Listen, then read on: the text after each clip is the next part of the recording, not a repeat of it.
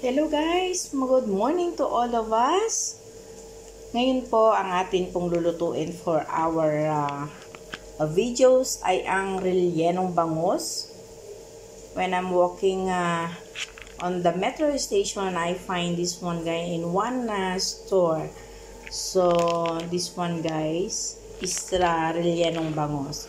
Ayan, so nakalagay dito, ayan yung prescription niya, how to cook is, isusukmo natin siya sa mantika, the whole thing, and then gagayatin natin. So, itatry po natin guys, okay? Yan po yung procedure niya. Ayan. So, yan po yung ano niya, oh. So, ipapalo lang natin kung ano po yung procedure na nakalagay dito sa ating rellenong bangus. Yan, milk piece rolls. So guys, yan, nagpainit na tayo ng mantika sa ating pan at mag-start na tayo magluto sa ating pong rellenong bangus. Yan, medyo mainit na siya. Yan. Lagay na natin yung ating rellenong bangus guys. Yan. At lutuin daw natin siya ng mga 5 to 15 minutes until is golden brown.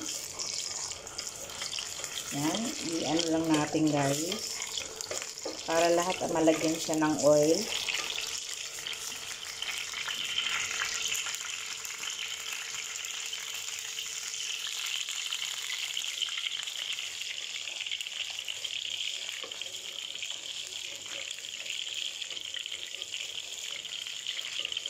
Pantayin natin.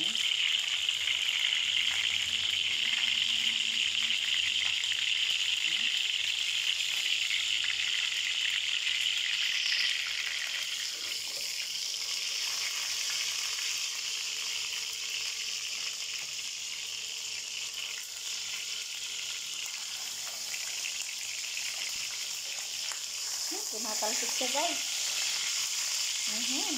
Maano siya yung mantika niya.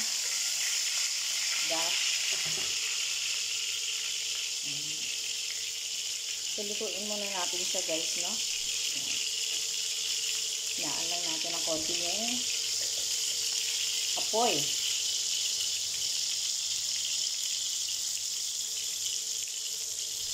So, yan. Niluluto natin yung ating rellenong bangus. Time to time, ipaikot natin siya guys para pantay yung pagkakaluto niya. Pagkakaluto niya guys.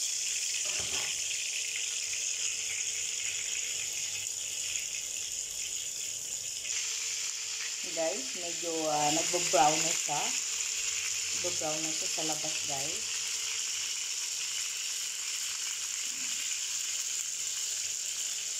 Wait lang po natin na lahat ay maging brown, lahat ng gilid niya. And at the same time, maluto yung loob niya guys.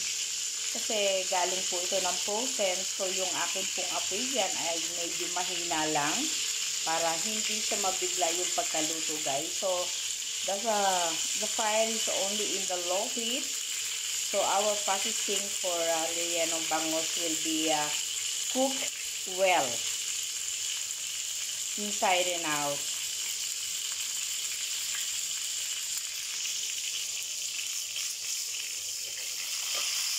Ayan na nga po siya.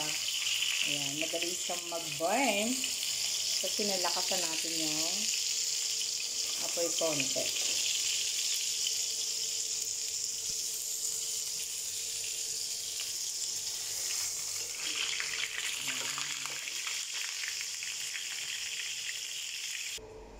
So now, ayan, luto na yung ating rellenong bangus and mag-start na tayo mag-slice. So, yan guys, at nag-start na po tayo mag-slice and gusto kong i-share sa inyo kung ano talaga yung texture niya sa loob. Yan. Yan po yung ating rellenong bangus. Ayan, na medyo cook siya sa labas. Actually, not burning, but this for, I don't know what is the ingredients they put. This is coming like this, but inside guys, ayan yung texture niya. Ayan, so napakaganda. Napakaganda ng ating texture ng ating pagkabangus, guys. Ayan, at luto siya, guys. It well done. So, this one is ready to eat na. Ayan. So, guys. Ayan. And, syempre, guys, ayan pa. Meron tayo isasama sa ating pagkain, guys, sa ating rellenong bangus. Which one? Yan po yung ating nilutong ampalaya. Ginisang ampalaya with egg, guys. Ayan.